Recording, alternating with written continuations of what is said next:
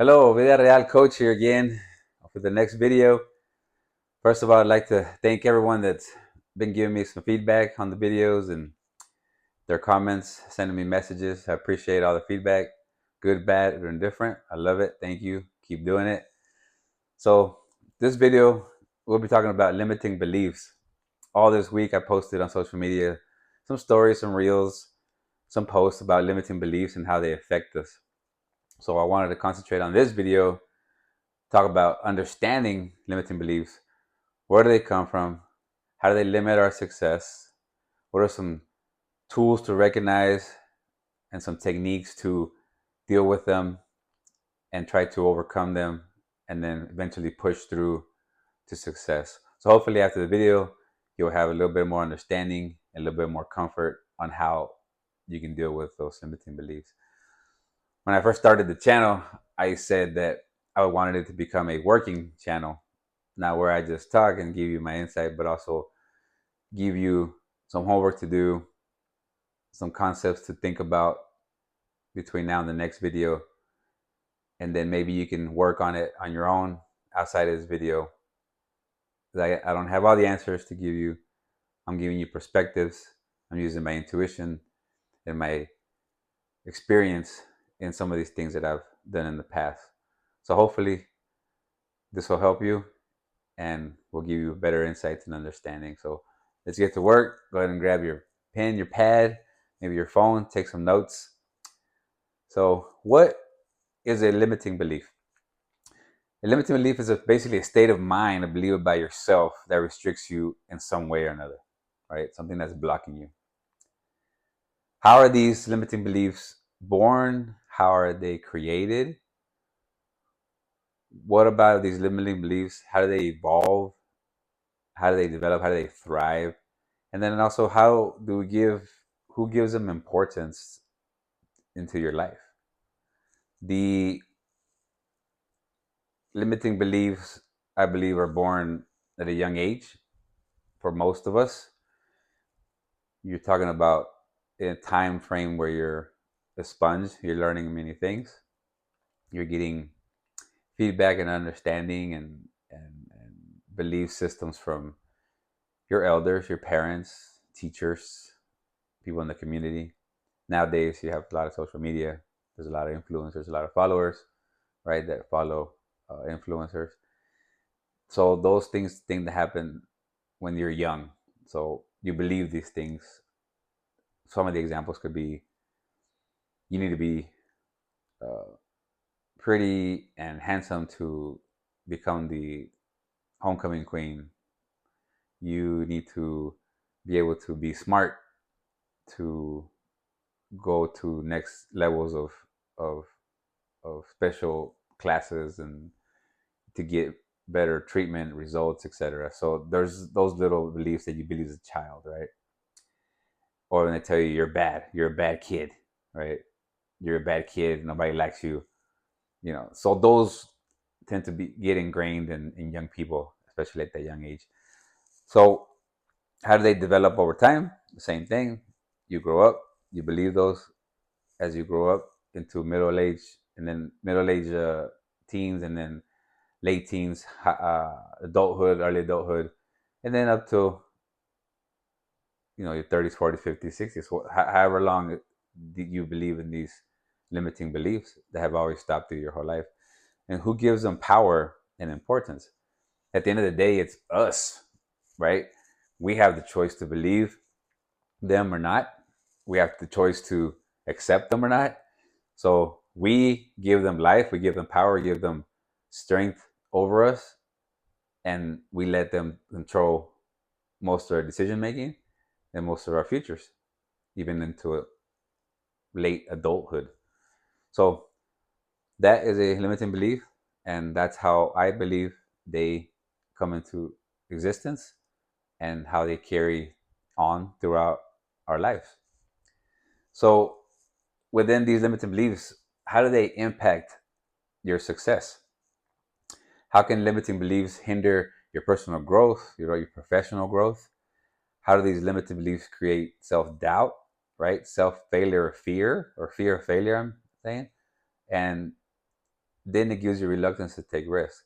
So believing that you're not good enough, believing that you're not smart enough, believing that you cannot get that important position at work, that you cannot, graduate high school with a good GPA, that you cannot go to college, those are all going to hinder your personal and professional growth, right? So then when they become ingrained within you and you always use those as blocks that just come out all the time when you're trying to do something or you're trying to start something new, then you create self-doubt for your future and everything that you do. And then also, if you're trying to do something new, start a business, um, start a new journey with something that you want to accomplish, you fear the failure, the possible failure. So those limiting beliefs drive that. They drive the fear of failure, and then the reluctance to take a risk. So you're not a risk taker, therefore you cannot accomplish. Only risk takers accomplish. Those who do not take risks sit in the back seat. That's the way it works. That's the way it's always worked in life, and in our in our country, in our world.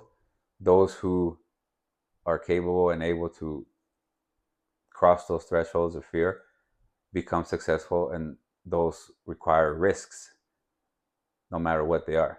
So that's a heavy impact on your success when you're letting limiting beliefs control the outcome.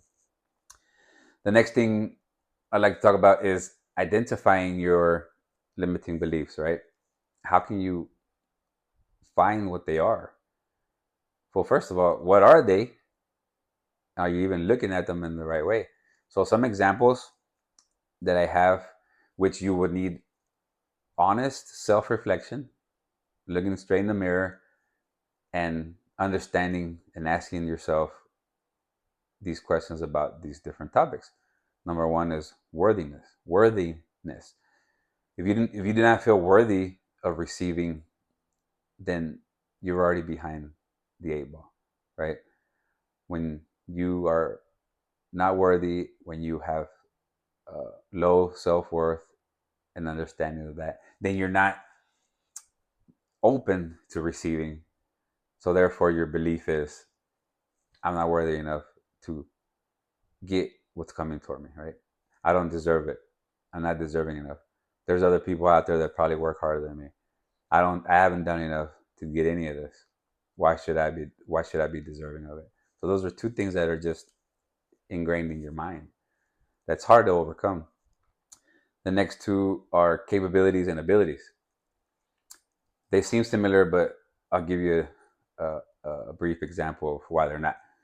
So abilities, say let's take walking. Are you able to walk? Yes, I can walk. Are you capable of walking 10 miles straight without taking a break and complete it the whole 10 miles? You might say to me, no, I can't do that. Unless you're a really fine trained athlete with a lot of stamina, you could probably walk the 10 miles without stopping if you train, right, for a few years, whatever that is. I know there's marathons, so those are long, and they're even longer, right, when you're running to 26.3 miles, I think. So that's the difference between that. Able and capable. Are you capable? Are you able to work at this company? Yes. Are you capable of getting to the next level within that company by growing, taking classes, getting certifications, becoming the leader, becoming a manager, becoming a CEO, taking that company to the next level, taking it to the top in the world rankings, in the Fortune 500? Are you capable of doing that? That's the difference, right? So if you have limiting beliefs in those two areas, then you're faced with those problems of, I cannot do this, I'm not capable, I don't know if I can take all that hard work and dedication and convert it into action. So those are two things that you can deal with. And the last two are physical and psychological. Physical meaning, if you have a history of diabetes in your family, then a lot of people tend to say, well, we're diabetics in my family, so I'm going to get it one day as well. So I just need to be accepting of that. Or it could be any other kind of disease, right? I'm not saying that that doesn't exist. I'm not saying that that's not something that doesn't happen. But you could flip it and say, I want to be the first one in my family to break that chain, to break my to improve my family history, my lineage. So those are two ways of looking at it. And psychologically, of course, you have limiting beliefs through trauma, right? I'm not a psychologist or a therapist, so I cannot speak to that nor give advice. But I would just say that those limiting beliefs do come out based on some trauma that you've had, and if you have not dealt with those or seek help to overcome them, then those limiting beliefs tend to stay for long term if you don't address them. So those are the things that I want to say about that topic itself. So now we get into challenging and reframing these limiting beliefs, right? There's some techniques out there. There's a lot of things that you can do to challenge them. There's self reflection, like I talked about earlier. Affirmations, which is telling yourself in different kind of mantras over and over that you are not afraid, right? But at the end of the day, you still have to jump in the water, right? So it tends to work sometimes, sometimes not. Um, the other part of it is analyzing those limiting beliefs, writing them down, journaling them, analyzing what are they, why do they come up, when and how and where, validating them, are they actually true, right? There's a lot of self-help books. There's a lot of people out there helping. There's gurus, there's scientists, there's philanthropists, there's all kinds of people telling you and showing you the way to break out of your fears. And then obviously continuous inner work. There's a lot of plant medicine that's being used nowadays with people out there going to these plant medicine places and going under and using that to help them overcome their limiting belief, their fears. So there's that part of it, right? There's another simple process as well called reframing. It's reframing the belief from, for example, let's say there's a position in your company that's coming up and you tell yourself, I'm not qualified to be considered for that position. That's one way of looking at it, if you believe it. The other way would be my experience, my work ethic, and my business acumen far outweigh the qualifications that are required for that position. And that is my belief, and I'm sticking to it. So that's one side of the spectrum to the other. It does not matter if you get the job or not. Maybe to you it does, but in the big picture, it is about you actually believe in yourself and you're using your own mindset and you're shifting it, you're changing it, you're telling yourself, I can do this job. I might not have all the qualifications, but I have everything else, and I believe that far outweighs the qualifications they are needing. So that helps you to at least shift it. Of course, you'd have to do more work after that. Maybe take some certification courses, talk to your boss about what they expect, and then you move on from there. So again, there's a lot out there to help you understand, number one, and number two, reframe and challenge those limiting beliefs in one way or another. So the other thing that can help is embracing a growth mindset, right? A growth mindset is, in essence, something that it's a way of thinking where you are continuously growing for the better, right? Using your experiences to learn and move forward, and accept that you need more development and further insight and more education and more experience, and be open to that. So some of the characteristics are a person that has a growth mindset are you accept mistakes as learning opportunities, right? You learn from the setbacks that you have. You accept continuous improvement. You're here, you're at the top of your game, but there's always more to learn, right? There's always more to do that you can do. There's always more to strengthen those values and skills and everything that you have to keep them going and going and going. Embraces challenges, right?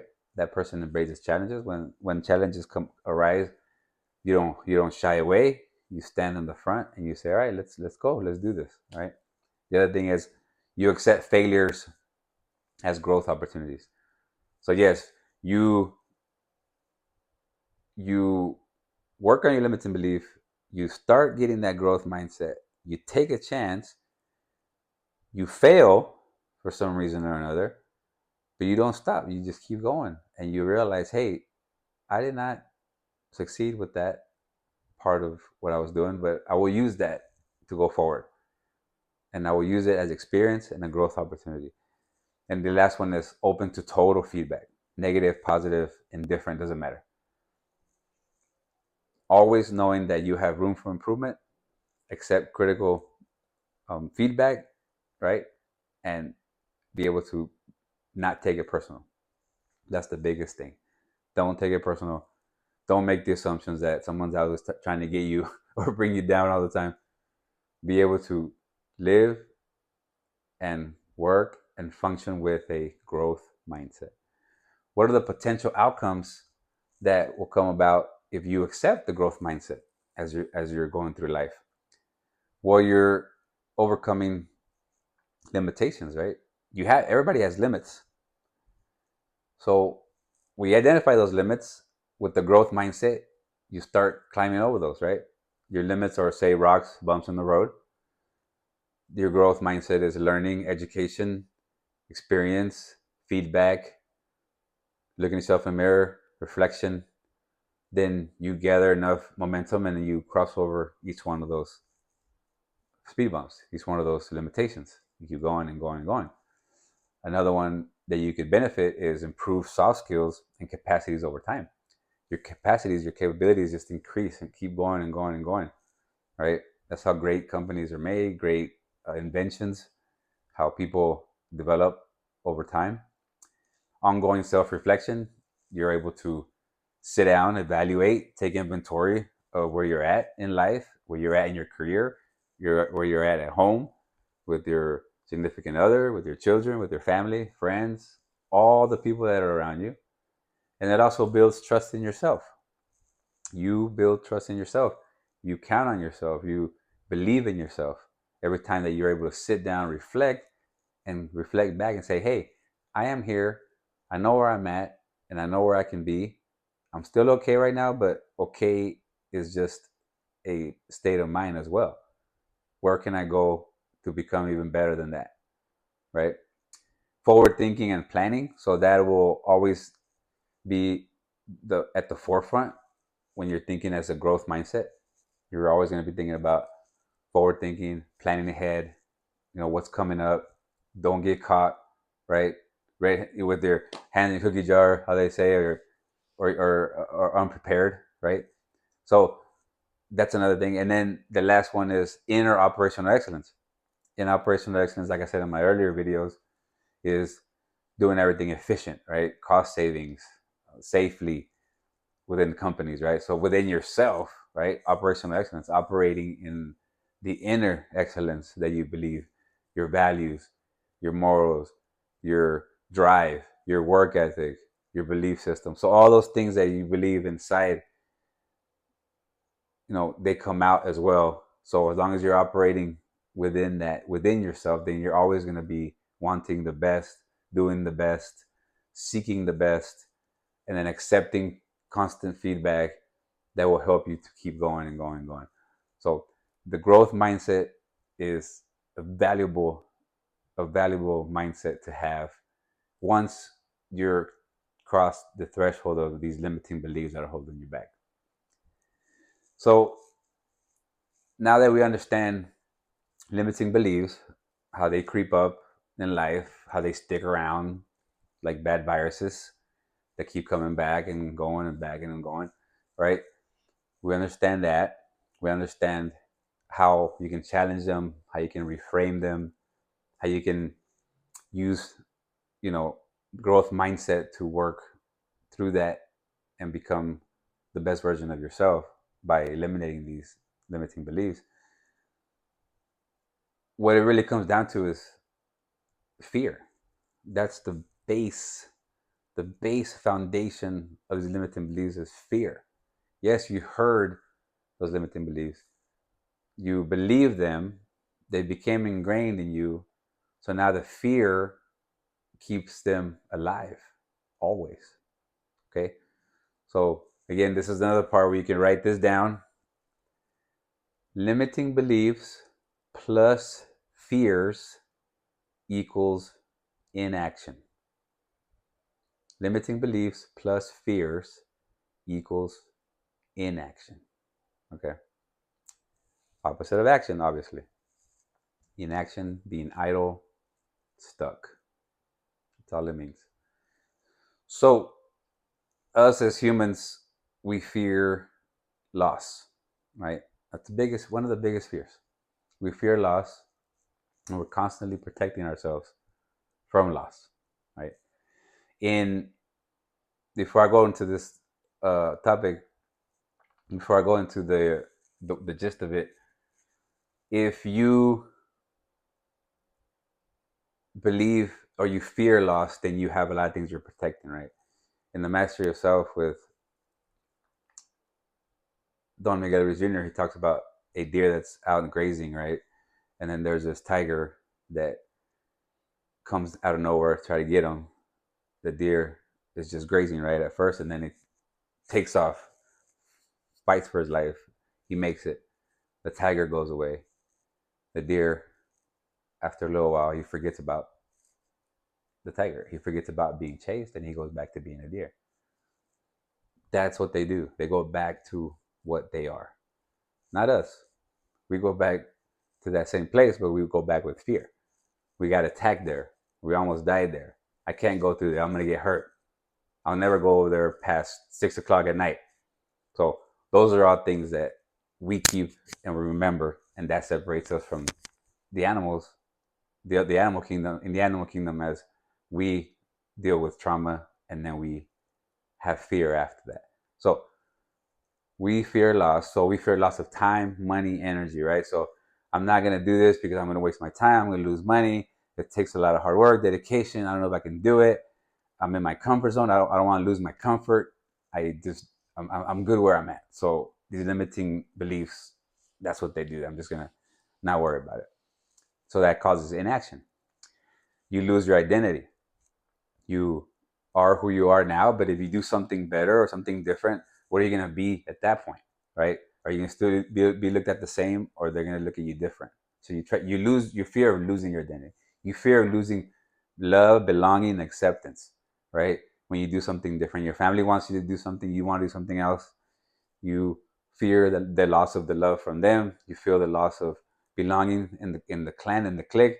You feel that you're not going to be accepted, right? So that's another fear of loss. And then you have judgments from others. You think you're being judged all the time, and that's also another thing that we hold on to. I don't want to do this because I feel like they're gonna judge me. I'm gonna be judged. What they're gonna think about me, right? So most of the time they don't even care about you. They're just reflecting back how they feel about themselves. So don't always think that somebody's out to judge you, to get you. Most people aren't even thinking about you. They're thinking about themselves and their life. Okay, fear of failure, of course, that's natural because if you fail, it's going to feel bad, right? But you're never going to jump in unless you try, right? You're never going to know unless you try. And then there's also fear of success. Once I succeed, how do I stay there? How's it going to be? Or it's too much? I know people that succeeded before and they had a hard time staying on top and they just lost everything. And then that's just, I'm okay now. So I'm just going to not do anything so I can not have to experience fear, right? That's another one. So limiting beliefs plus fears equals inaction. You become stuck. Okay. So the thing you got to do is face your fears, right?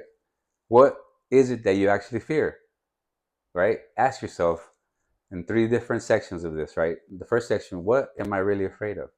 How did it come up? Is it even real, right? That's the first part. Answer those questions truthfully answer them as best as you can. The second part, what's the worst that can happen if I do this that I want to do, right? If I just do it, if I just jump in, what's the worst that can happen? What are the chances that worst might happen? What are the chances? Again, how is it going to impact me if it does happen? How could this affect me negatively? And all this, is this really too bad? Is this really bad after all? Is it that bad? What am I actually afraid of? And if that thing that's going to happen that I'm afraid of, is it really that bad? I might lose some money because I try to start a business. Okay, that's it. Money can be gotten again, right? Made again. So what is it that you're fearing? Is it really that bad? And then step three, what's the best thing that could happen if I take a chance, if I take the leap of action, right? How can I affect the outcome with what I do and my skill set and my drive and my work ethic? If I try my best, what are the chances that I succeed, right? What are all the positives that will happen if I do this, if I actually take action, right? So face your fears. Do not live in the fear, but face it head on, right? That's the whole point of this part of it. So now that you understand limiting beliefs, you understand that they're based out of fears and that you actually have no limits, but the only limits that you put for yourself. That's all you have. So my challenge to you is make a move, right? Like chess, make a move. Don't get stuck. I know there's a calculation. I know there's a formula for everything, but make a move, right? Take massive action, right? You will not know unless you try. So why not just try? Stop letting fear control you. Establish a relationship with fear and doubt. Be friends with fear and doubt. Say, okay, you guys exist. There's a fear, there's a doubt, but I'm going to just let it be and accept that you're there, but I'm going to work around it and I'm going to find solutions and I'm going to get through it, right? Don't just bury it and hide it. They're there, face them. Eliminate the assumptions. Nobody's cares about what you're doing all the time. Stop thinking that. It's just another belief, and you let that get to you, and all you do is wasting time and effort and energy with things and people that are telling you that you're this, you're that, you're the other, you won't make it. They're all assumptions. Nobody really cares. Let that go, right? Learn everything, learn from everything that you do, right? Evaluate, reflect, and keep trying and never quit. Evaluate, reflect, keep trying, never quit. Always evaluate, right? Growth mindset. Where are you? Where are you going? Where have you been? All that. Take inventory of that. Reflect daily. Reflect every time that you feel that those fears and limiting beliefs are coming back. Most importantly, keep moving forward. Never quit. Never stop, because you want to achieve something that you truly want in your heart, and it's a goal of yours, whatever that may be. So I hope that this video helps you to understand and to identify those limiting beliefs, be able to work through them, use some of the things that I just talked about to help you through it. Seek help, therapy if you have something that's out there, trauma from the past that you cannot get over. Then once you get through that part of it, then start working on your work, on your inner work. Look at yourself, reflect, use the growth mindset. Ask yourself the tough questions. Get a coach like me. That's what I do. I will challenge you, I will help you, and then we'll keep those limiting beliefs at bay while you succeed in life. Again, thank you for watching the video. I hope this helps you. Thank you for watching the Vida Real coaching channel. Until we meet again, my name is Efrain Rutia. Have a good evening.